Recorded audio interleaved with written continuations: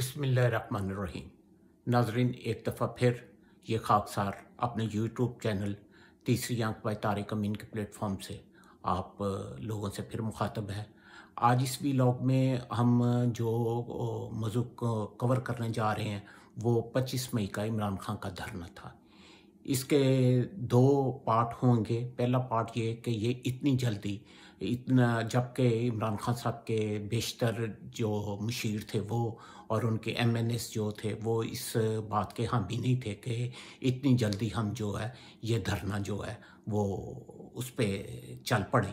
और लेकिन वो क्या चीज़ थी कि जिसने इमरान खान साहब को ये सोचने पे मजबूर किया और इस अमल पे उनको मजबूर किया कि वो 25 मई को धरने पे निकले। नाज़रीन, आप लोगों को आपने देख लिया होगा कि 25 मई को ही आईएमएफ जो था वो हुकूमत पाकिस्तान के साथ मुज़ाकरात में था। तो इमरान खान साहब के इस धरने का मेरे नज़दीक जो सबसे बड़ा मुद्दा था वो यही था कि वो उन आईएमएफ के लोगों को बावर करवाया जाए कि ये हुकूमत जो है किसी वक़्त भी जा सकती है और इसके साथ आपके जो मुज़ाकरात हैं वो इतनी देर पा शायद साबित ना हो, क्योंकि ये शायद चंद दिनों की मेहमान है और इसके बाद आने वाली जो हुकूमत है, चाहे वो निगरान हो या जो भी हो, उसके अपने जो हैं वो तहफ़्ज़ात होंगे और उसकी अपनी तरजीहात होंगी। ये तो वो रीज़न था जिसकी वजह से इमरान खान साहब धरने पे निकले। और आप लोगों ने देखा कि वो धरना जो है वो किस कदर कामयाब हुआ, ये मैं नहीं कह सकता, ये आप ही फैसला कर सकते हैं कि वो आए और वो चले भी गए। दूसरी बात जो है कि इस एपिसोड में क्या कुछ हुआ वो भी आप लोगों के सामने है। चलें उस पे भी थोड़ी-सी बात कर लेते हैं। पिछले व्लॉग में भी मैंने आपको बताया था कि लाहौर की जो कोई 2 शख्सियात हैं उन्होंने इमरान खान साहब के लिए काफ़ी जो है वो स्पेस जो है वो एस्टेब्लिशमेंट से लेके दी है, अपने तल्लुकात और रिश्तेदारियों की वजह से। अब मसला यहाँ पे ये खड़ा हुआ कि जिस वक़्त आप लोगों ने सबने देखा कि धरने के लिए इमरान खान साहब निकले, सिवाय सूबा केपी के से कोई इतनी वाज़ेह अक्सरियत जो है पंजाब के किसी शहर में से जो है वो इमरान खान साहब के लिए जुलूस नहीं निकली। ये हकीकत माननी पड़ेगी और हकीकतों को मान लेना चाहिए। ये नहीं कि अंधी तकलीद में या अकीदत में इंसान जो है वो हक़ाइक़ को भी झुठला दे। ये अच्छा नहीं लगता। और ये भी नहीं है कि बुग़्ज़ में जो है बंदा तबरे तोलने शुरू कर दे और गलत-मलत बोलना शुरू कर दे, तो उससे भी गुरेज़ करना चाहिए। और मेरे व्लॉग्स में आपको ये दोनों चीज़ें नहीं मिलेंगी, ना अंधी तकलीद मिलेगी और ना आपको बुग़्ज़ मिलेगा। हकीकतें जो हैं वो मानने वाली बात है कि पंजाब से जो है वो खातर ख़्वाह जो है, चाहे वो फवाद चौधरी हो, आपने देख लिया कि जेहलम में उनका क्या हाल था, मुल्तान में क्या था, लाहौर में हमाद अज़हर ने थोड़ी बहुत कोशिश की, यास्मीन राशिद ने कोशिश की, लेकिन इतने वो कामयाब नहीं हो सके और ना इतना रिस्पॉन्स मिला। अब जो कहते हुए झिझक रहा हूँ, लेकिन हिम्मत करके कह ही लेता हूँ कि वही जो कहते हैं हम न्यूट्रल हैं। न्यूट्रल्स जो हैं वो दोनों तरफ खिलाड़ियों को खिला रहे हैं,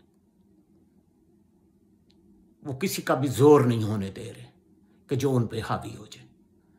तो वो एक पॉलिसी के तहत फिर आप लोगों ने देखा कि किस तरह सुप्रीम कोर्ट का जो है वो फ़ौरन एक बेंच बैठा और उन्होंने कहा कि जी बिल्कुल इस्लामाबाद आने की इजाज़त है, इस्लामाबाद इन्हें आना देना चाहिए। हालाँकि असूली तौर पर देखें तो काज़ी फ़ाइज़ ईसा ने जो अपनी जजमेंट में फ़ैसला दे दिया हुआ है, वो जो तहरीक लब्बैक का धरना था उस पे जो दे दिया था, उसकी रोशनी में ये तय कर देना चाहिए कि इस्लामाबाद की जो टेरिटरी है इसका एक सिर्फ मखसूस इलाका करते हैं कि भाई वहाँ तक आप आएँ, बाकी जो है इसकी जो टेरिटरी है उसमें जो है किसी सूरत भी ये अलाउ नहीं है। लेकिन खैर जिन भी तरजीहात पे वो फैसला दिया गया कि इन्हें आने दिया जाए, तो आपने देखा कि फिर उसके बाद 4 बजे के बाद इस्लामाबाद की भी सूरत हाल बदल गई, धरने की भी सूरत हाल बदल गई। तो अचानक ये लग रहा था कि अब ये धरना जो है ये अपना रुख इख्तियार करता जा रहा है, जो कि 2014 वाला है, तो शायद वो रौन के लग जाए। लेकिन खिलाड़ी जो है इस गेम पे दूसरी तरफ जो खेल रहा है वो मियाँ बरादरान नहीं खेल रहे। पिछले वीलॉग में भी मैंने कहा था वो बड़ा शातिर आदमी, बड़ा जिसको कहते हैं, अब तो लोग कहते हैं कि जी उसने डबल पीएचडी कर ली है, पहले वो सिर्फ पीएचडी था, आसफ अली जरदारी। और एक बात मेरा जो मुशाहिदा है उसके मुताबिक अब राना सनाउल्लाह की पोजीशन जो है वो जिस तरह सिंध में इशरतुल अबाद साहब थे वो एमक्यूएम के, लेकिन रहमान मलिक के थ्रू वो बिल्कुल जरदारी साहब की गेम खेलते थे। तो इसी तरह अब जो है राना सनाउल्लाह जो है वो जरदारी साहब को ज़्यादा अजीज़ हो गए हुए हैं। तो फिर उन्होंने देखा कि खेल खेलने वालों ने ये खेला है, तो उन्होंने फिर वो जिसको कहते हैं शतरंज की चाल में उन्होंने भी शहमात दी और उन्होंने राना सनाउल्लाह को कहा कि जी आप जो है 245 के तहत जो है वो आर्मी को बुला लें। अब ये आग लगाई तो 245 के तहत आर्मी आएगी, तो अगर आर्मी ने आग लगाने देती है तो वो फिर उनकी कमांड है, आपने उनको बुलवा लिया है, तो अगर वो फिर इनको अगर मार पड़वानी है तो वो भी फिर उनके हाथ से पड़वाएं।